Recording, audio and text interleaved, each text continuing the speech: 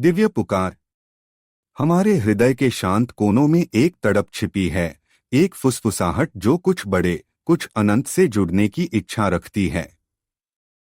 परमहंस योगानंद, जिनके शब्दों ने लाखों लोगों को छुआ, ने हमें सिखाया कि यह तड़प कोई स्वप्न मात्र नहीं है। यह एक पवित्र निमंत्रण है, ईश्वर से बात करने का, उनकी उपस्थिति को उतनी ही स्पष्टता से महसूस करने का जितना हम सुबह की धूप की गर्मी को महसूस करते हैं। आज हम एक यात्रा पर निकलें, न मीलों की यात्रा बल्कि आत्मा की यात्रा, यह जानने के लिए कि ईश्वर से कैसे बात करें, जैसा योगानंद ने इतनी सुंदरता से बताया। यह कोई विधि मात्र नहीं, यह हमारे भीतर सोई हुई दिव्य प्रेम को जागृत करने का मार्ग है, उनकी आवाज को अपनी आत्मा की शांति में सुनने का तरीका है। हृदय की तैयारी, दिव्य के प्रति खुलना। ईश्वर से बात करने के लिए योगानंद ने कहा, हमें पहले अपने हृदय को तैयार करना होगा। अपने हृदय को एक मंदिर की तरह करें, एक पवित्र स्थान जहां ईश्वर आपका इंतजार कर रहे हैं। लेकिन अक्सर यह मंदिर चिंताओं, संदेहों और दैनिक जीवन के शोर से भरा होता है। योगानंद ने हमें सिखाया कि भक्ति के झाड़ू से इन अवरोधों को साफ करें। ईश्वर हमसे नहीं छिपते, उन्होंने कहा। हम ही अपनी बेचैनी के पर्दों के पीछे उनसे छिपते हैं। शांति में बैठकर शुरुआत करें। एक ऐसी जगह चुनें जहां दुनिया का शोर न पहुंचे। अपनी आंखें बंद करें और गहरी सांस लें, दिन की चिंताओं को पिघलने दें। अपने हृदय को नरम होते महसूस करें, जैसे सुबह के सूरज के सामने खुलता हुआ फूल। योगानंद ने हमें एक बच्चे की मासूमियत के साथ, विश्वास से भरे हृदय के साथ ईश्वर के पास जाने को कहा। हे दयामयी माता, वह प्रार्थना करते थे, मैं आपके पास अजनबी बनकर नहीं, बल्कि आपके बच्चे के रूप में आता हूं, आपका प्रेम मांगने। यही आपका पहला कदम हो, अपना अभिमान, अपने डर छोड़ दें और बस अपना हृदय उस एक को समर्पित करें जिसने इसे बनाया। प्रार्थना की शक्ति, आत्मा से बोलना। प्रार्थना, योगानंद ने सिखाया, शब्दों का कर्मकांड नहीं बल्कि आत्मा का संवाद है। यह लंबे छंदों को दोहराने या सांसारिक उपहारों की भीख मांगने के बारे में नहीं है। यह ईश्वर से उसी तरह बात करने के बारे में है जैसे आप अपने प्रिय मित्र से करते हैं, ईमानदारी से, प्रेम से, अगर आंसू आएं तो उनके साथ। जब तुम प्रार्थना करो, उन्होंने कहा, ऐसी तीव्रता से प्रार्थना करो कि तुम्हारी आत्मा ईश्वर के लिए तड़प से आग पकड़ ले। ऐसी प्रार्थना कैसे करें? कृतज्ञता से शुरुआत करें। अपनी सांसों, सूर्यास्त की सुंदरता, अपने आसपास के लोगों के प्रेम के लिए ईश्वर को धन्यवाद दें। कृतज्ञता उनके सामने दरवाजा खोलती है। फिर अपने हृदय की बात कहें। यदि आप दुख में हैं, उन्हें बताएं। यदि आप आनंदित हैं, उसे साझा करें। यदि आपको मार्गदर्शन चाहिए, विश्वास के साथ मांगें। योगानंद ने एक सुंदर विचार साझा किया, ईश्वर तुम्हारी प्रार्थना के शब्दों को नहीं, बल्कि उनके पीछे के प्रेम को सुनते हैं। इसलिए अपने शब्दों को साधारण रखें, लेकिन उन्हें अपनी भक्ति का भार दे दें। मुझे योगानंद की एक कहानी याद आती है, एक गरीब किसान की, जिसे कोई भव्य प्रार्थना नहीं आती थी।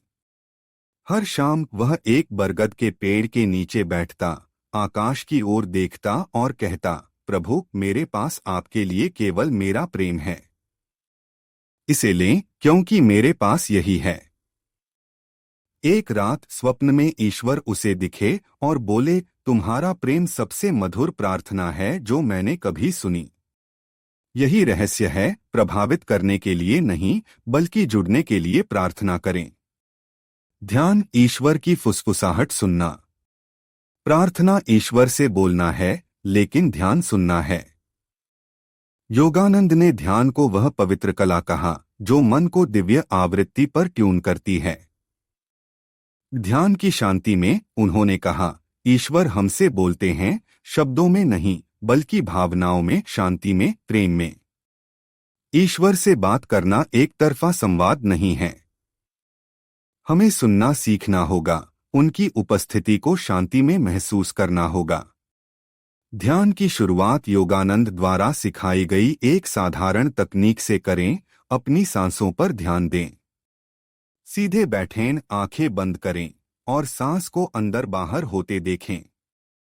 सांस लेते समय महसूस करें कि आप ईश्वर का प्रकाश खींच रहे हैं, अपने शरीर को उनकी शांति से भर रहे हैं। यदि विचार आएं तो उनसे न लड़ें, उन्हें आकाश में बादलों की तरह गुजरने दें। अभ्यास के साथ आपका मन शांत हो जाएगा और उस शांति में आप एक उपस्थिति महसूस करेंगे, एक हल्की गर्मी, अनंत प्रेम से आलिंगन की अनुभूति। योगानंद अक्सर कहते थे, ईश्वर तुम्हारे विचारों से भी अधिक निकट हैं। ध्यान में आप इस सत्य को महसूस करने लगते हैं। कभी कभी यह आनंद की लहर के रूप में आता है जो आपके हृदय को गाने पर मजबूर कर देता है। कभी कभी यह बिना कारण बहने वाला आंसू होता है, जैसे आपकी आत्मा ने उनके वस्त्र का किनारा छू लिया हो। धैर्य रखें। दिव्य आवाज नरम होती है, जैसे हवा जो आपकी आत्मा के पत्तों को हल्के से हिलाती है। जितना अधिक आप अभ्यास करेंगे उतना ही यह स्पष्ट होगा। भक्ति की भूमिका प्रेम के रूप में सेतु। योगानंद की शिक्षाओं के केंद्र में भक्ति है, ईश्वर के लिए वह जलता हुआ प्रेम जो हर पल को उनके साथ संवाद में बदल देता है। उन्हें प्रेम करो, योगानंद ने कहा, जैसे कंजूस अपने सोने से, जैसे प्रेमी अपनी प्रियतमा से, जैसे डूबता हुआ व्यक्ति हवा से। यह प्रेम कोई कर्तव्य नहीं, यह आनंद है, एक ऐसी आग जो सारे संदेहों को भस्म कर देती है और आपको ईश्वर के सामने ले आती है। इस भक्ति को कैसे बढ़ाएं? योगानंद ने सुझाव दिया कि ईश्वर के लिए भजन गाएं या उनका नाम जपें। भारतीय परंपरा में भक्ति भजन हृदय को उंडेलने का एक तरीका है। आपको गायक होने की जरूरत नहीं, आपको केवल एक तड़पते हृदय की जरूरत है।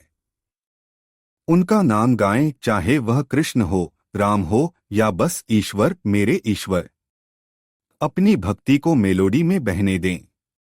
योगानंद अक्सर गाते थे, हे ईश्वर सुंदर, जंगल में तू हरा है, पहाड़ में तू ऊंचा है। उनकी प्रेममयी आवाज सुनने वालों की आंखों में आंसू ला देती थी। एक और तरीका है हर चीज में ईश्वर को देखना। योगानंद ने सिखाया कि ईश्वर प्रकृति की सुंदरता में, एक अजनबी की दया में, एक बच्चे की आंखों में छिपे हैं। जब आप एक फूल देखें, रुकें और फुसफुसाएं, यह तेरी सुंदरता है प्रभु। जब कोई आपकी मदद करे, सोचें, यह तेरा प्रेम है जो मुझ तक पहुंच रहा है। यह अभ्यास आपके जीवन को ईश्वर के साथ एक निरंतर संवाद में बदल देता है, जहां हर पल बोलने और सुनने का अवसर है। आंतरिक मंदिर, भीतर एक पवित्र स्थान बनाना। ईश्वर से बात करने के लिए योगानंद ने एक आंतरिक मंदिर बनाने के महत्व पर जोर दिया, एक ऐसा स्थान जहां आप कभी भी उनसे मिल सकें। यह मंदिर पत्थर का नहीं, बल्कि विश्वास, प्रेम और शांति का बना होता है। अपनी वेदी को अपने भीतर ले जाओ, उन्होंने कहा, और तुम जहां भी जाओ, ईश्वर को पाओगे। इस आंतरिक मंदिर को बनाने के लिए हर दिन कुछ मिनट ईश्वर को समर्पित करें। यह सुबह हो सकता है जब दुनिया अभी शांत हो, या रात में जब तारे उनकी विशालता की याद दिलाते हों। इन क्षणों में दुनिया को बाहर रखें और भीतर की ओर मुड़ें। अपने माथे के केंद्र में एक प्रकाश की कल्पना करें, जिसे योगानंद ने आध्यात्मिक नेत्र कहा। यह ईश्वर की उपस्थिति का द्वार है। अथिंग as you focus on this light, feel that you are entering your inner temple where he waits with open arms. इस पवित्र स्थान में आप ईश्वर के साथ कुछ भी साझा कर सकते हैं। मुझे योगानंद के शब्द याद आते हैं, जब एक शिष्या ने अपनी गलतियों के कारण ईश्वर के पास जाने में खुद को अयोग्य महसूस किया।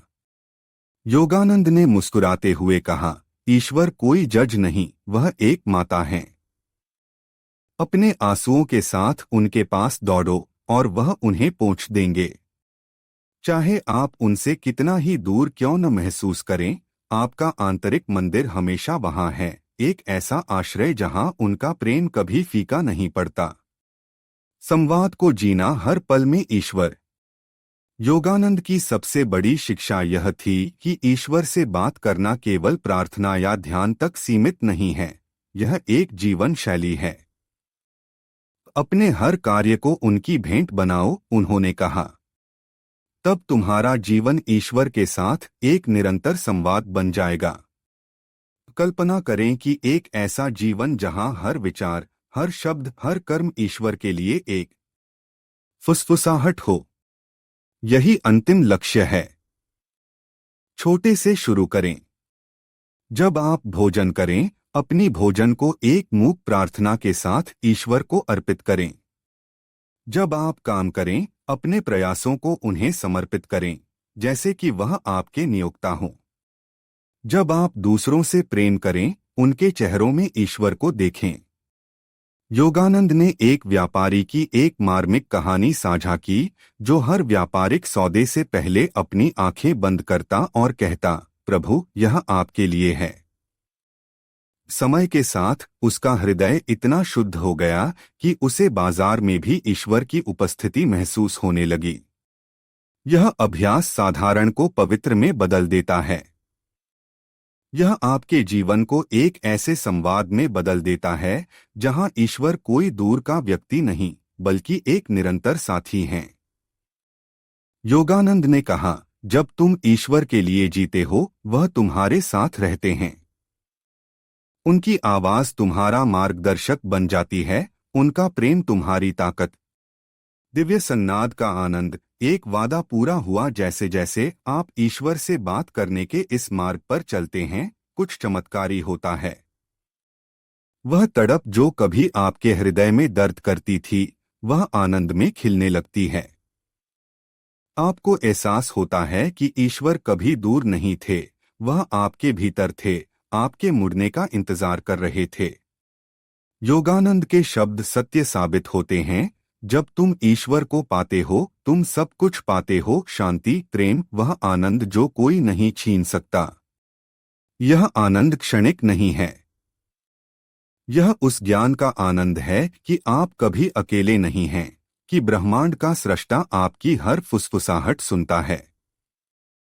यह उस प्रेम को एक बच्चे की हंसी में, पत्तियों की सरसराहट में, आपके अपने हृदय की शांति में महसूस करने का आनंद है।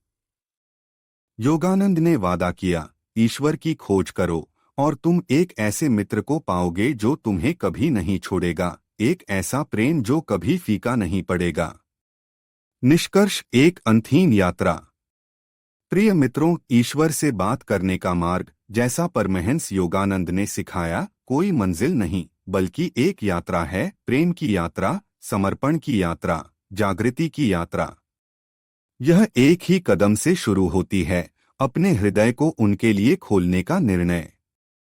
हर प्रार्थना, हर ध्यान, हर भक्ति के कार्य के साथ आप ईश्वर के करीब आते हैं, जब तक कि एक दिन आपको एहसास न हो कि आप केवल ईश्वर से बात नहीं कर रहे, आप उनमें जी रहे हैं और वह आप में। तो आज से शुरू करें। शांति में बैठें, एक प्रार्थना अर्पित करें, उनका नाम गाएं या बस कहें, ईश्वर, मैं यहाँ हूँ, मुझसे बोलें। विश्वास करें कि वह आपको सुनते हैं, कि वह आपसे प्रेम करते हैं, कि वह इंतजार कर रहे हैं। जैसा योगानंद ने इतनी सुंदरता से कहा, अपने प्रेम की मुट्ठी से ईश्वर के हृदय के दरवाजे पर दस्तक दो और वह मुस्कुराते हुए उसे खोल देंगे। आइए हम पूरे हृदय से दस्तक दें और उनकी आवाज को अपनी आत्मा की पवित्र शांति में सुनें। अगले वीडियो तक के लिए नमस्ते। धन्यवाद।